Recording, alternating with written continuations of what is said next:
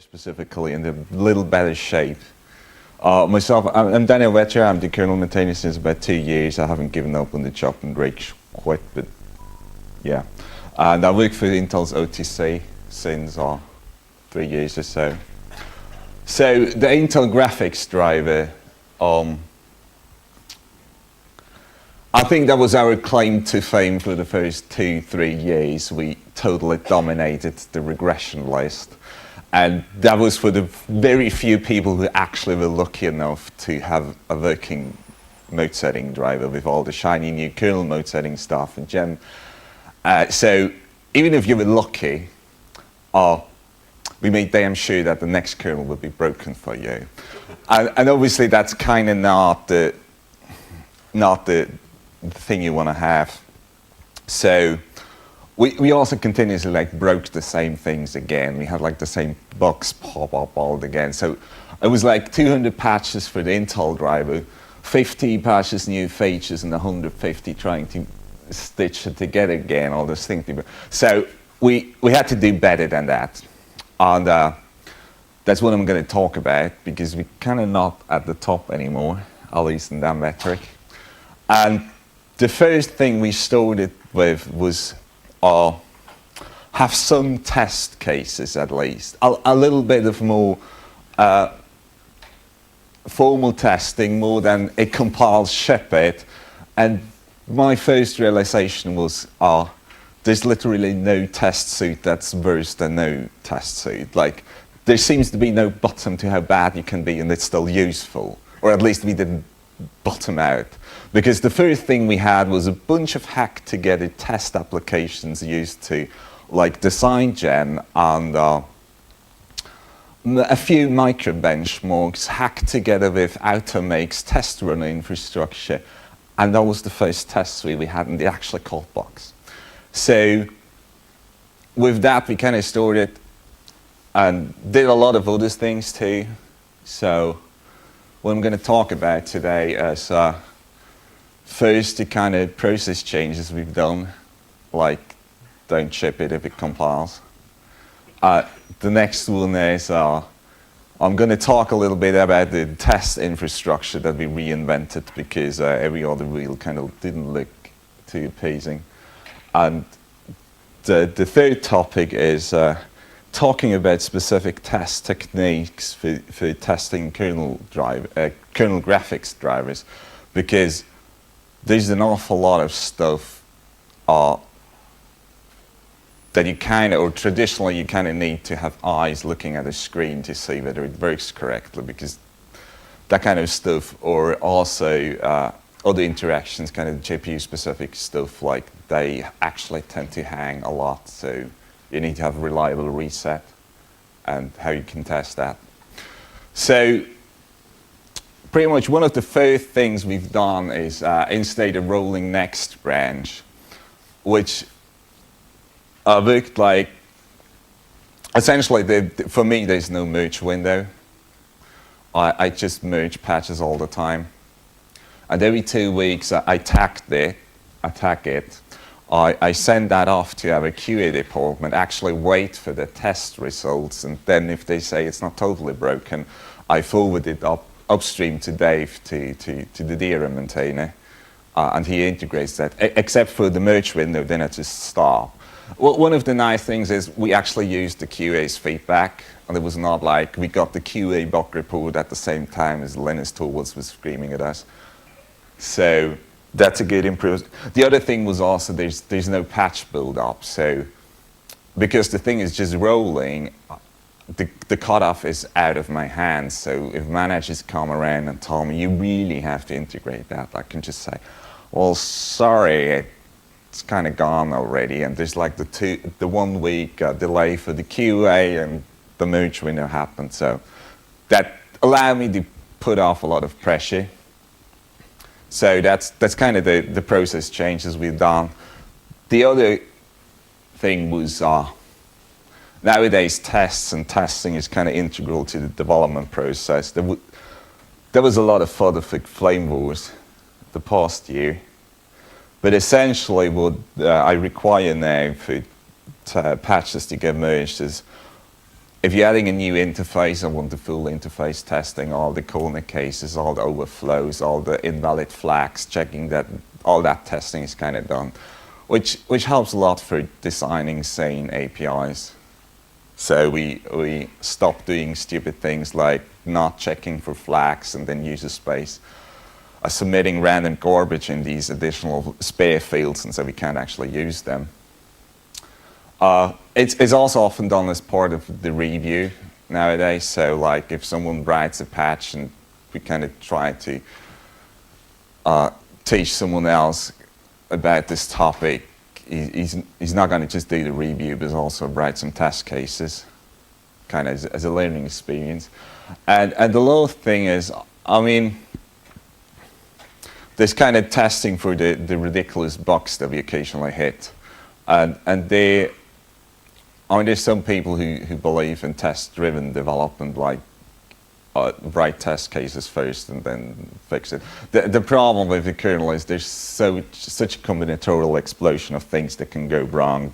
It's an eternal task. And I also think it's a stupid idea, because then people just try to make the test cases pass and then think about what they're doing actually anymore. So the approach we're currently using is kind of bug-driven testing. So we try to do a base coverage of exercise the driver or a new feature somewhat, and then if something actually blows up, we write a test case for that specific thing. And it seems to be fairly good at kind of directing the testing efforts into a useful direction. Because yeah, if you there's just too much things that can go wrong. So it's much better to test what actually goes wrong in the real world. So that was kind of the process changes. We also had to like create a infrastructure stuff. Nowadays we use a Piglet as a test runner framework, which is something the Mesa guys started years ago, and is extremely useful for them. It has two parts, Piglet. One is the actual OpenGL and OpenCL test case suite. We obviously don't use that. But there's the Python test runner. And that part is what we use. One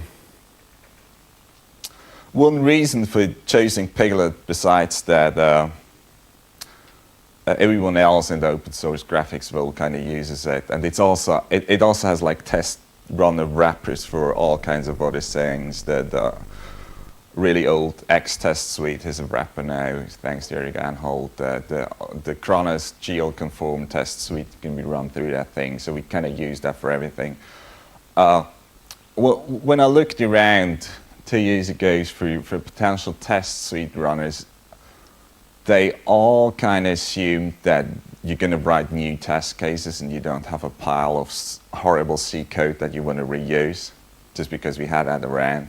So that was kind of a problem. And the other thing was, all the test suites and runners I found were for testing like software, where you assume that if you write a test case, it'll always be able to run. But we're testing hardware platforms, so a lot of the features are only available on some kernel versions, on some hardware platforms. So we had to have skip support.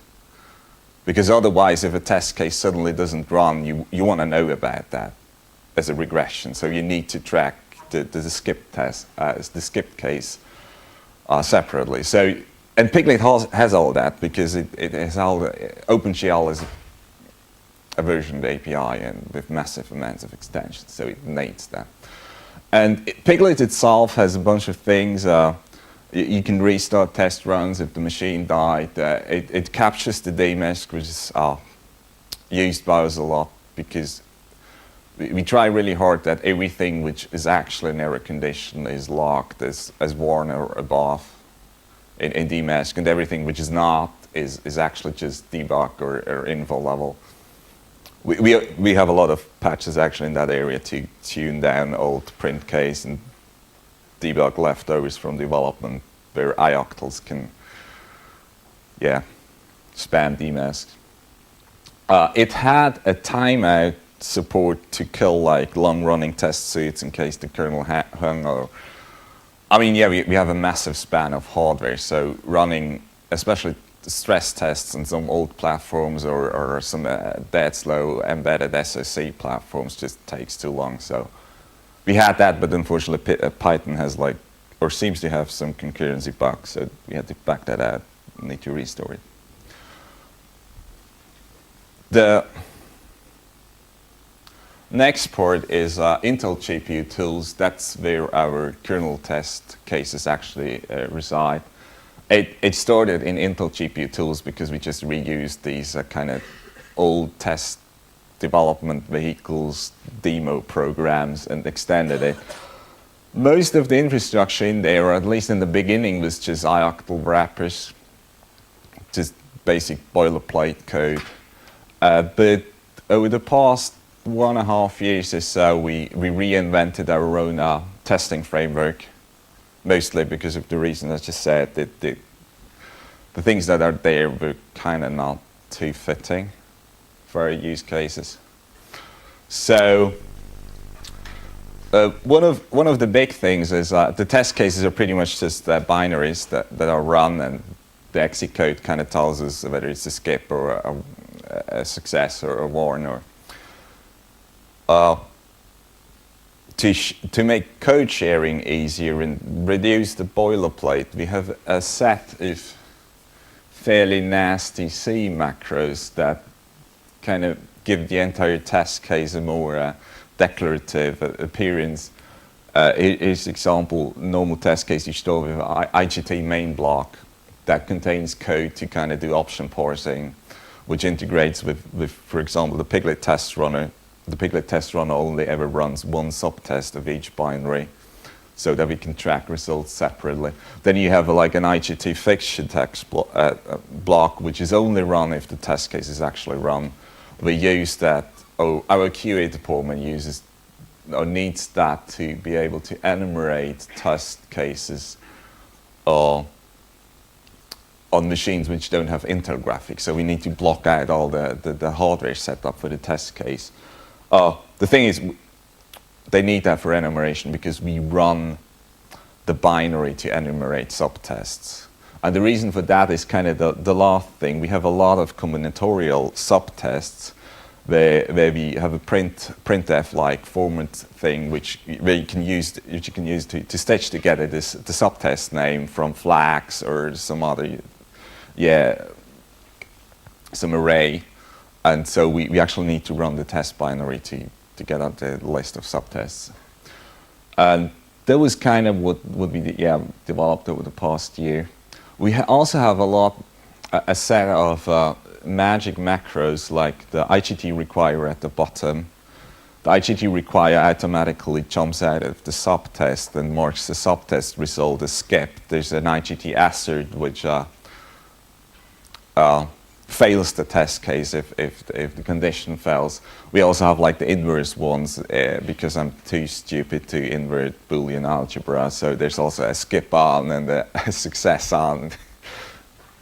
Yeah, I screwed it up too many times when refactoring all the test cases for that infrastructure.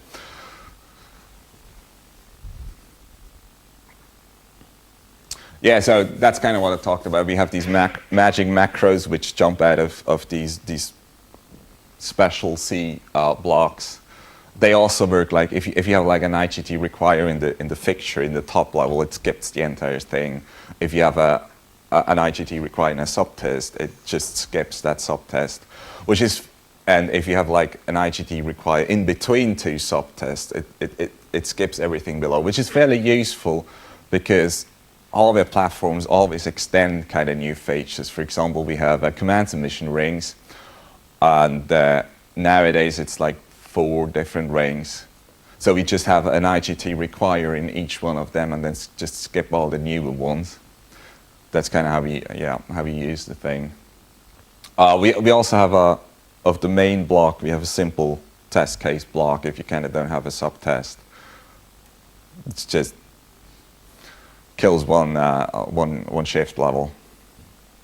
The only kind of bad thing, essentially, IGT require and IGT skip or work like exceptions, and exceptions in C means you have to use set jump and long jump. So stack variables in function frames that contain IGT fixture or IGT subtest blocks will get scrambled by JCC. So that's kind of the downside. But otherwise, it actually works fairly nice. The next piece of kind of helper infrastructure is forking test helpers and threads. It's the kernel, most of the bugs only happen if 2 things or 3 things or a lot of things happen in parallel. We have 2 cases. One is for forking test children.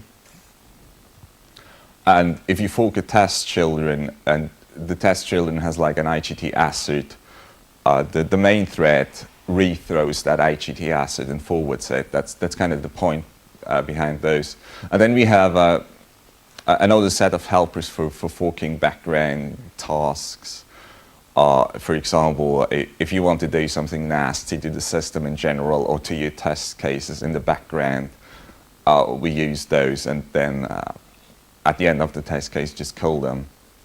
And one of the reasons why we have that is that libc has a nice race between the fork and the signal handling re-racing, because it caches the pit of the process. So that's kind of papered over in these helpers. Yeah, for an example, what that look like, what's that going to look like in the test case? At the top there's a block. Well, yeah, like I said, which you could use to do nasty things. For example, just trash a little bit of memory. And then IGT fork is the real test children thing, which kind of works like an OpenMP for loop. So you give it the number of processes to span, and yeah, it's like a for loop from child equals 0 until less than 8 in this example. And like I said, IGT asset gets forwarded. And then in the main thread, you have to wait for all the children and at the end also kill the helper. And the next thing which integrates with all that is exit handlers. Does it dot too much in there? Nice. I mean, with all these process helpers, we have a lot of debugfs interfaces in the kernel to kind of change the system. We want to undo that damage for the next test case, or if the test suite crashes or something. So we have exit handlers which are run with that exit libc infrastructure, and that when a signal happens or so. That's the reason why we stumbled over the fork versus race, because we use these signal handlers, and yeah, it works together with the fork helpers. So if you fork a subthread, that doesn't try to clean up the stuff from the main thread, but it will clean up all your helper processes if you forget to do that, or you crash trying to do that. And it's mostly used internally with special purpose helpers. Some of the testing techniques that I'll discuss later on, kind of to clean up internal state so that the actual test case just says, do this special thing, and then forgets about it, and at the end everything will get magically cleaned up. Cleans up the source code quite a bit. And finally, there's a lot of boring boilerplate removal stuff. Just dealing with kernel mode setting is kind of boring. You have like 5 ioctals to get at the state, even just like figure out what kind of hardware is there. We have helpers to create a frame buffer according to what you wish, whether it needs to be tall, the size, and all that kind of stuff. Well, yeah. Also kind of help us trying to figure out the valid configuration. If you say, I want this connector on this pipe, figure it out somehow, or I want this pipe, and yeah, give me something that works. sysfs and debugfs access helpers, because everyone loves to invent in some place. Also, option parsing, mostly for the test suite, so that the Piglet test runner can say, please run this subtest, and that all kind of magically happens. Bunch of other things. So that's kind of what we have in user space. We also have added, over the past 2 years, a lot of infrastructure to the kernel for better testing and validation, and that's the mode set state tracker. I think I've presented about that a few times already. It essentially what it does is double check the hardware state with what the software believes it should be. And 2 years ago we had the output routing state, so checking whether the VGA connector is actually connected to the right pipe and see to say, or whether some mix-up happened there, which we've all kind of seen. And since this year we also track like the entire pipe configuration state, so at what pixel depth your pipeline's running, whether it's 6 bits per pixel or 8, or that kind of stuff. All the clocks, all the special things like, for example, is an audio channel being routed over that pipeline for HDMI, things like that. All the internal clock setup is, or most of the internal clock setup is tracked nowadays. So, yeah, how did we kind of get there? I mean, the mode set state checker essentially has 2 components that we need anyway. We need to be able to read out the full hardware state that's left behind by the firmware or by the BIOS for fast boot, so that we can seamlessly take over the hardware. We need to pre-compute the entire display state for atomic mode set, because one of the things, or the entire goal of atomic mode set is to figure out whether a new configuration is possible before touching the hardware, which currently we can't do. We're getting there. So with these 2 ingredients, we can get the entire hardware state and we can pre-compute the entire hardware state. If we use the same data structures for both things, we can just add a little bit of code to compare these 2 things. And that's essentially how the state tracker is implemented. So it's very little code. It's one function with like a pile of macros that just compare struct members essentially, with a few if conditions for special cases, and it's pretty impressive how much crap that thing catches. Like, I think since we added that 2 years ago, it uses a warm backtrace, so that users actually notice that something went wrong and report the bug, because most often the screen kind of still works, the hardware kind of gets along, but we screwed something up somewhere. And since we added that thing, I think we're the top backtrace score point on Fedora ever. Like, just always. So there's a lot of bugs, and we kind of constantly try to fix them. And then in the next release, we add a little bit more state tracking or a little bit more complexity, and then we again at the top spot for backtraces.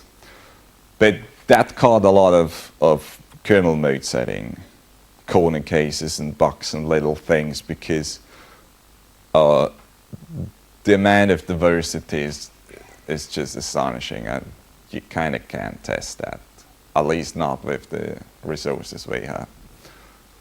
So that's kind of the in-kernel infrastructure. We have, which now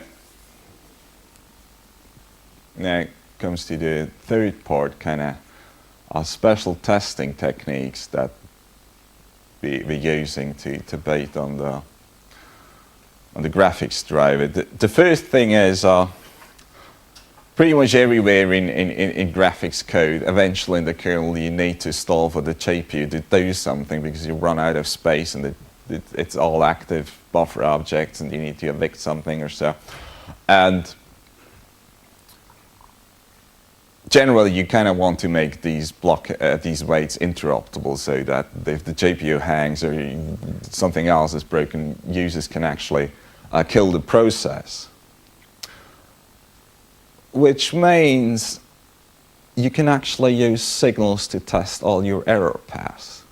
because really pretty much every single thing, every call chain in the kernel eventually ends up blocking on the GPU. So what we use extremely often is just fork a second helper thread, which constantly sends signals to the first one, and so constantly interrupts the kernel, and that's kind of how we use to test error path. At the beginning, we kind of did that just with X, because X uses signals a lot, and yeah, we then formalized that in our test cases. So nowadays, pretty much all the test cases which do something non-trivial have like two subtastes. One's the normal one, and the other one is the one where we fork the signal helper to beat on the kernel a bit more badly.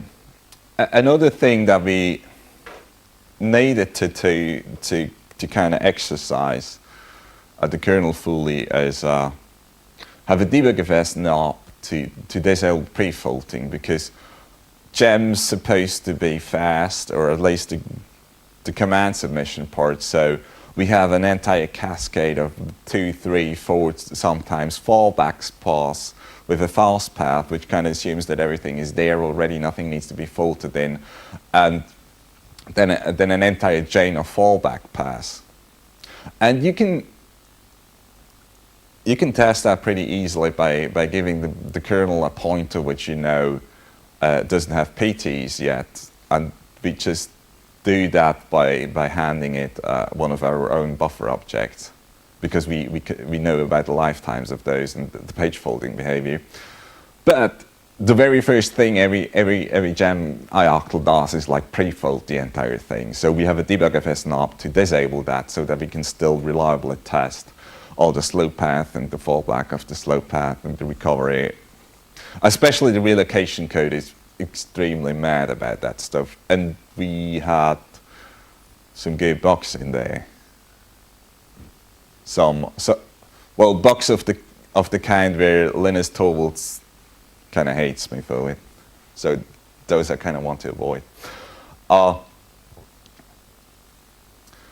Another thing which is fairly recent is display CRCs checksums. The Harvey has, I guess the Harvey guys use that for validation and stuff, has a massive pile of little checksum units that you can use to grab a checksum of an entire frame at different tap points. And we expose that through debugfs with a little bit of logic in the kernel. So you just tell the debugfs saying, I'd like to get CRC checksums for this CRTC, for this pipeline, and it figures that out. The problem with that is, or why we kind of need quite a lot of kernel logic, is it's interrupt driven, so it needs to be in the kernel. And depending upon output configuration, you need to select different tap points. For example, on Bay Trail, with DisplayPort, you need to select the DisplayPort tap point, because the normal pipe tap point is kind of disabled. And another thing we need to do there, if you like use DisplayPort tap points, DisplayPort just scramble the output signal to avoid interference.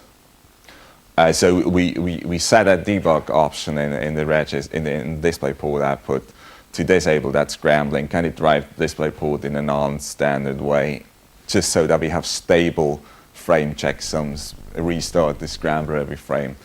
So essentially it's supported on all outputs and platforms on every generation we've ever seen. Writing test cases with that thing is a bit of a challenge, because you can't actually, I mean, in GL, for example, you render something and then you read back the pixel and check whether it's red or green. You can't do that with CRCs. The only thing you get is like the checksum of the entire frame. So the only thing you can do is create a frame, grab a CRC, create another frame, and compare the two frames. So either they're equal or they're not.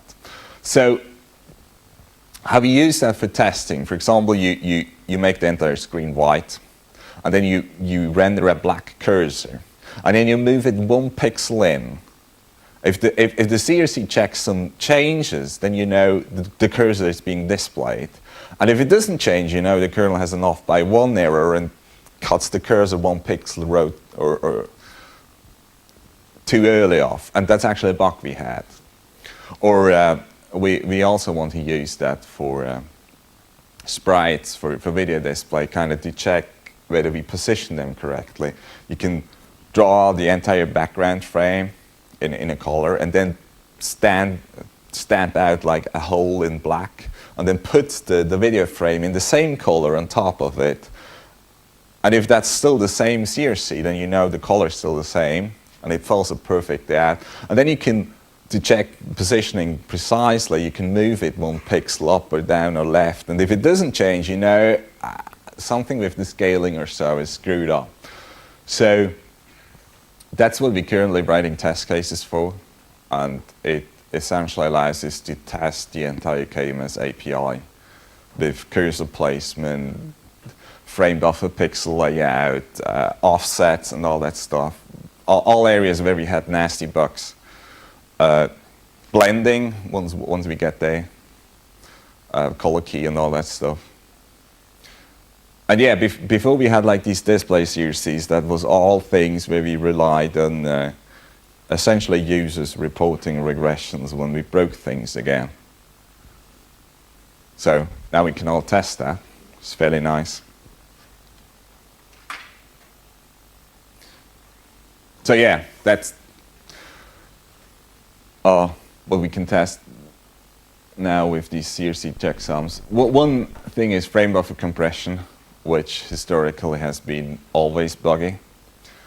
When we used frame buffer compression, it was always kind of a case where we missed the screen update and you just seen the old state in the compressed frame buffer, and it just kept on scanning out that instead of invalidating the compressed frame buffer and recompressing it. So now we have a nice test case and we actually have proof that it's still broken. The same as especially with these high-res display panels, frame buffer compression actually isn't too good with saving memory bandwidth and that kind of stuff. So most panels, especially for mobile platforms, have like an onboard frame buffer, and you only upload a new frame when something actually changed, and otherwise the panel just scans out from its own frame buffer. There's the same problem if you miss like a screen update, your cursor's never ever going to move. So we have test cases for that now, and again, it's kind of broken. And like I said, placement of cursors, planes, sprites, all that stuff, rotation and mirroring, that's all things that we can now fully test in an automated way. So, makes me really happy as a maintainer. The other thing which I think is fairly interesting is the GPU hangman. Something which we actually have since 2 years now. It works by essentially stopping command submission to hardware. So we still do all the processing, we relocate all the buffers, we fill in the ring buffer, but we don't tell the hardware that something changed. Which means it looks like a GPU hang, but it's not actually a GPU hang, which has the upside that there's a much higher chance that your system actually survives the reset that will follow. And at the beginning, GPU reset kind of worked occasionally if you were lucky. But thanks to the GPU hangman, we fixed countless of bugs. And nowadays we also have a lot of, I mean, at the beginning we just had like the basic test case. Submit something to the hardware with the GPU hangman activated, wait until the kernel noticed that the hardware didn't do anything, resets the GPU, and that crashed boxes, and we had deadlocks or locking issues in general, things that wasn't properly reset. Nowadays we actually have like GPU hangs versus something else. For example, we noticed that if you have a GPU hang and a pending page flip, we actually deadlock. So we have a test case for that now, and the deadlock is always fixed. Then we notice, okay, if you have a GPU hang and a page flip and the mode set pending, then we deadlock again. So we have a test case for that, and fix the bug in the kernel. And then the next thing was like GPU hang versus suspend resume. Again, there was some deadlock in there, and we didn't clean up things properly. So nowadays, GPU reset actually works mostly on the software side. And I mean, GPUs are extremely hang-happy pieces of hardware. So having reliable GPU reset support is really important for a somewhat decent user experience. So that helped a lot. Nowadays, I mean, people, if you wouldn't yell like crazy into DMesh to please report this and supply the error state that we dump, I don't think people would actually notice that it hangs. So, what's kind of planned for the future? One thing we currently can't really test at all are crazy output devices. For example, we have 4K support in the Intel driver, but like no one has a 4K screen. Or maybe there's one developer who's a 4K screen, and QA has one machine which occasionally runs with a 4K screen connect. So we have like no test coverage at all.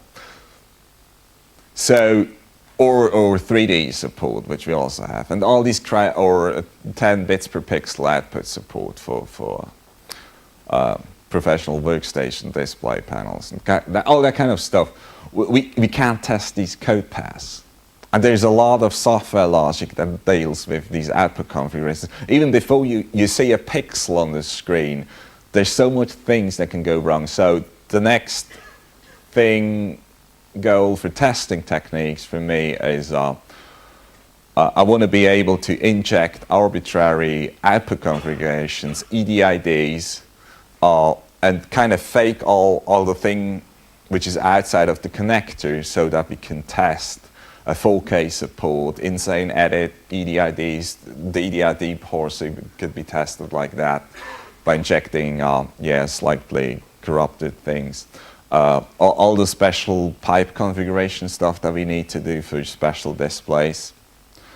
And most of the outputs we have are fully dumb pipelines. So VGA obviously doesn't have a back channel, HDMI doesn't have a back channel.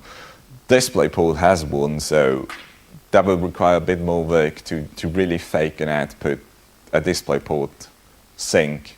So that's probably going to be the second step. But yeah, that will allow us to test an entire new class of bugs in a fully automated way. There's also multi-display panel support is a very big topic here.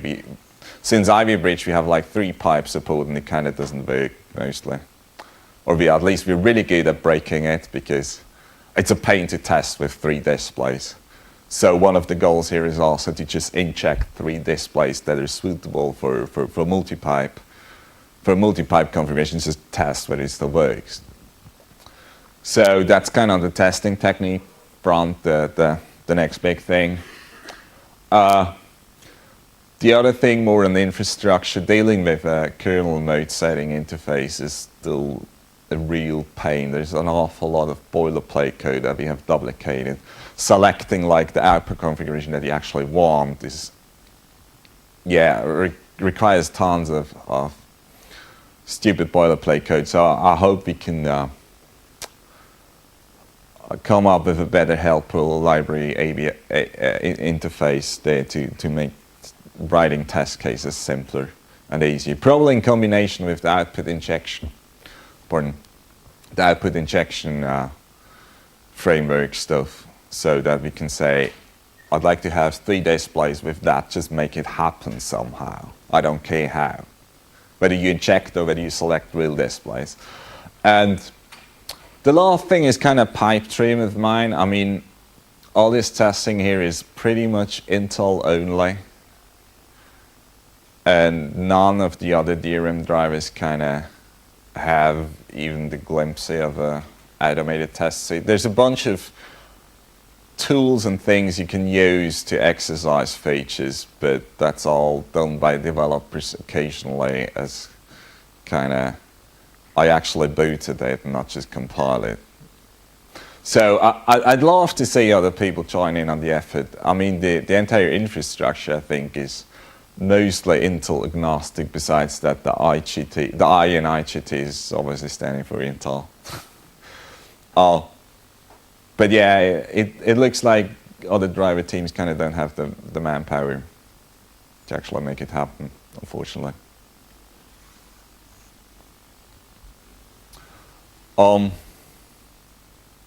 Yeah, a bunch of links, probably more useful just for the people watching the web stream. The Intel GPU tools repository, the Piglet thing. There's a README in IGT which explains how to stitch all this stuff together. And two blog posts from me. One is kind of the overview of the IGT infrastructure, which also has links to getting started, how-tos and stuff. The second one is kind of what I expect for test cases, test case coverage for i9-15 patches. For those who care.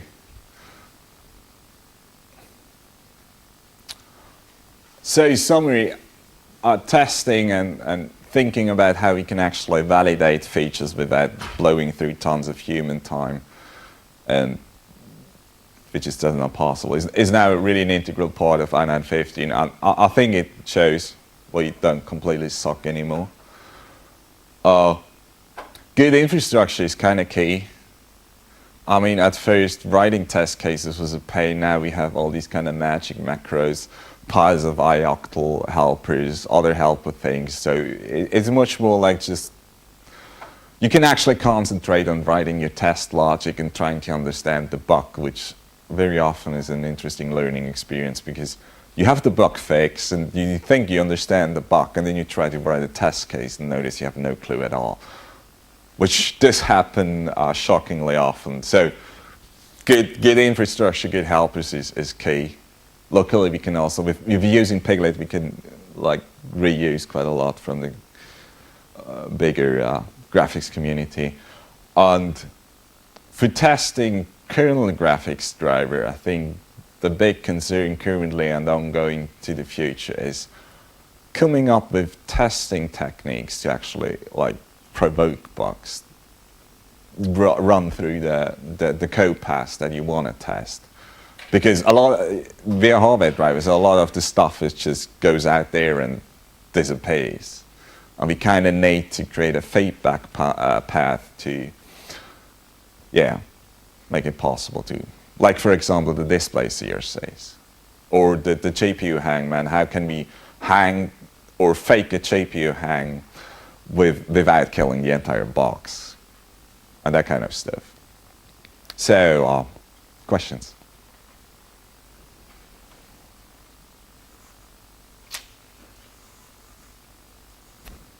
This Mike, yeah. Yeah, where's? Oh yeah, here's first.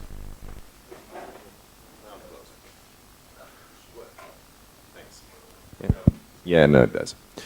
You mentioned GPU hangs, and obviously resetting the GPU is great as a workaround, but the golden target is to avoid the GPU hang in the first place, right? Well, when possible. Yeah. Well, the thing is, I mean, GPU hang obviously can be just a kernel bug, or we missed the workaround bit somewhere. Yeah. But very often it's like just like 6F. Like, sorry, your user space just crashed. Yeah. But the kernel noticed that. And that's actually, nowadays the blurb we dump into dmisk is like, your GPU hanged, and then like an entire paragraph of this could be a user space bug, explaining exactly where to file it so that we can efficiently reassign it. That was my question. So if you want to get rid of GPU bugs, resetting GPU is a good workaround, but I was wondering if you had an infrastructure or a mean for people to report the hangs so that you can investigate them to fix them. Yeah. I mean, we had that since quite a while, actually. I think 3-4 years. At first we dumped the GPU state, or at least interesting bits and pieces, bunch of registers, the ring buffers, and the thing we suspect was the batch buffer. occasionally we guess wrong. I mean, you can't dump the entire 2 gigabytes. We dump that into debugfs. Nowadays, we dump it as a blob file into sysfs. And dmesh tells you, like, grab. Yeah, Greg is shaking his head. we clobber like 16 megabytes of memory if a GPU hang happens. And Okay, thanks. yeah, we have that. And the dmesh explains to the user, grab this file, go to the free desktop, Bugzilla, file this bug against Intel DRM, and we get them. In the very beginning, you're talking about you constantly build and do all the tests and then push to next, and Dave pulls that into his next branch for the next kernel. What do you do for testing on, like Linus is true today? How are you getting bug fixes only are acceptable now? Are you testing his tree and then sending him separate patches? Or are you never testing against Linus's tree? We have a bunch of, or I have a bunch of patches nowadays, and QAs is somewhat limited, so they can just test one branch. So I have like my local integration tree, where everything gets pulled together, and they have like the nightly runs. But I mean, if I find a bug today, I can't pick it out of Dave's next tree to get in Linus's tree to get it stable. Where does how that patch flow work? Oh, there's a separate branch for and patch flow for fixes. Oh, okay, all right. So fixes get faster. That's for the next flow is for features. Okay. Bug fixes obviously get fast tracked, and we're not going to install them for like a month. That's what I was worried about. Okay. No, you get your stable patches, like the entire. You do a great job with stable patches. I wish other people did it. I don't think I'm doing. Well, just because you said a lot of them. Yeah, we Yeah, have a lot of bugs that we have to fix. So Yeah, you have lots of bugs. You don't see all the patches you should get, but kind of don't say. But yeah, I mean, one thing is also because due to the 1 week delay for QA,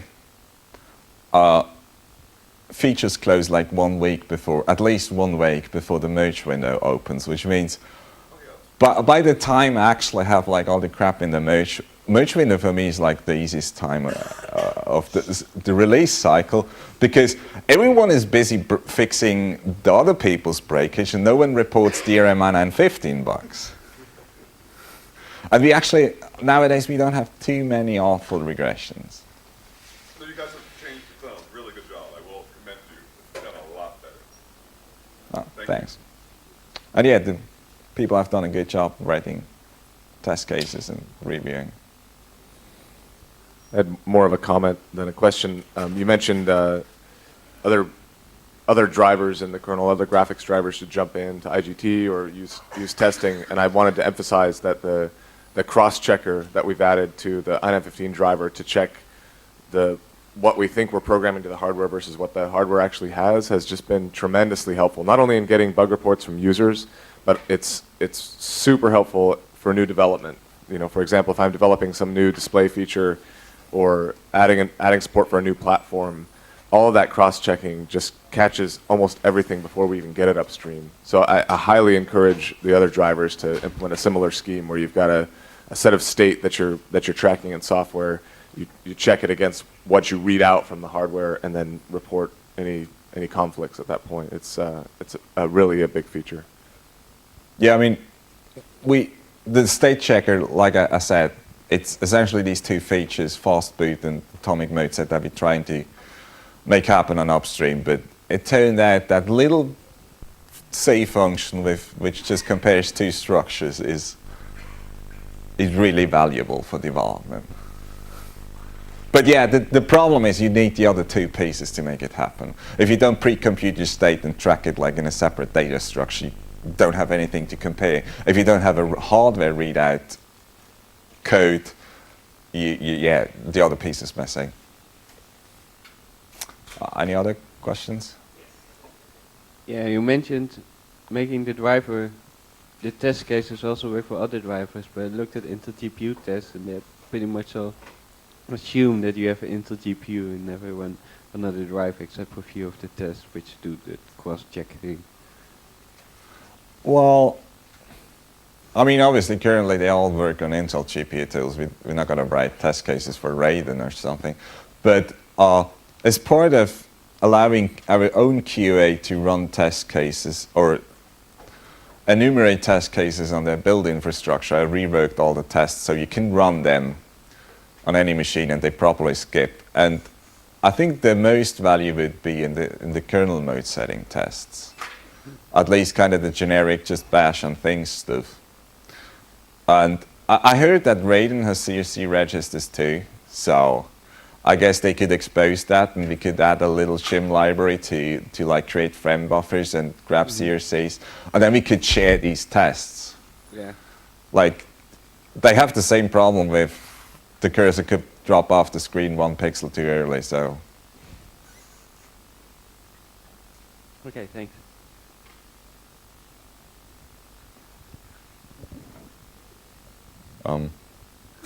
Questions? Okay. It's okay. We have time. Oh, wait. Yeah, Radeon is basically hitchhiking on the QA infrastructure of the closed source driver. So we have CSU registers as well. That's correct, but we basically can't publish them and just get test results internally. That's the only problem with that. I mean, I didn't tell that story, but getting permission to expose the CSU registers was a long fight with the hallway guys. I can understand it very good. Yeah. I mean, the thing is the actual. Where's my?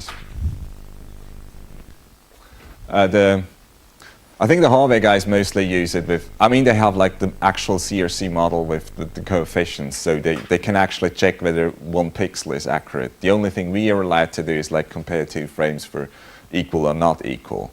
So they didn't allow us to expose the CRC in the details. Just like here's the register, and that's also how we expose it through debugfs. It's I think 5 dwords because that's the most any platform ever dumps. Yeah, usually it's less. It's kind of strangely splitted. So,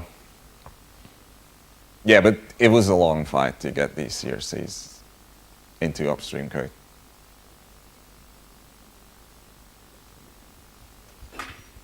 Any Anything more else? questions? Okay, then thank you, Daniel.